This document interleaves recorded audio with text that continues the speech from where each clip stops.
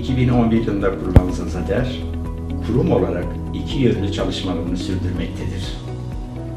Birincisi hizmet temelli çalışmalar, ikincisi hak temelli çalışmalar. Hizmet temelli çalışmalarımız Zazaca dil kursları, yaşlılarımızın ses kayıtları, Zazaca derlemeler ve ana dil etkinlikleri olarak sıralayabiliriz. Hizmet temelli çalışmalarımızda esas olarak kaybolmayla yüz yüze olan Zaza dil ve kültürünün yaşatılması amaçlanmaktadır.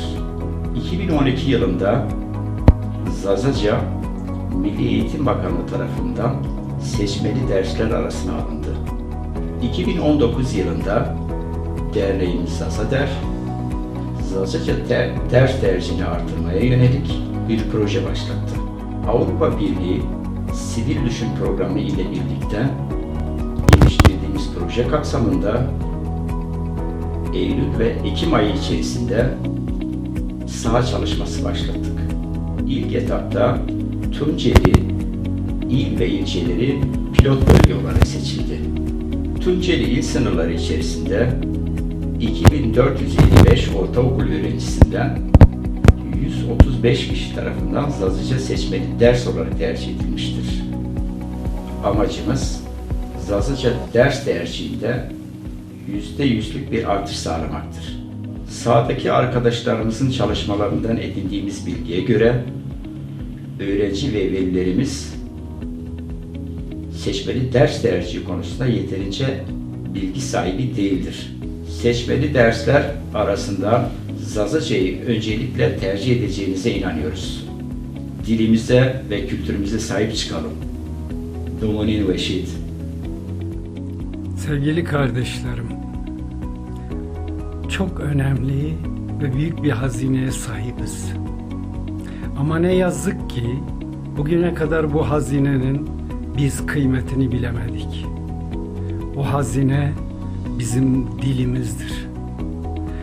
O hazine bizim kimliğimizin, kültürümüzün, varlığımızın temel taşıdır. Dilimiz Zazaca Avrupa'yı dillere çok yakın, hemen neredeyse tümünün özelliklerini taşıyan, geniş anlatım gücü ve yapısıyla Avrupa'yı dilleri öğrenmemize çok katkı sağlar, kolaylaştırır. Bu nedenle hepimiz buna gayret etmeli, bunun bilincinde olmalı, çocuklarımızı bu dilden mahrum bırakmamalıyız.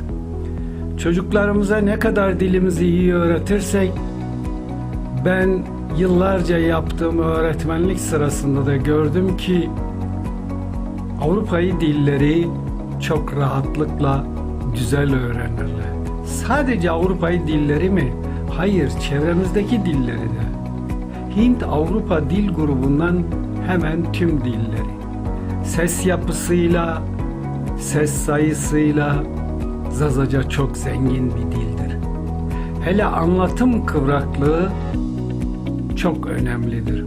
Yani Zazaca kendinizi çok farklı şekillerde ifade edebilirsiniz. Duygu ve düşüncelerinizi dile dökebilirsiniz. Bu nedenle tekrar ediyorum, dilimize daha çok önem verelim. O bizim varlığımızın da temel taşı.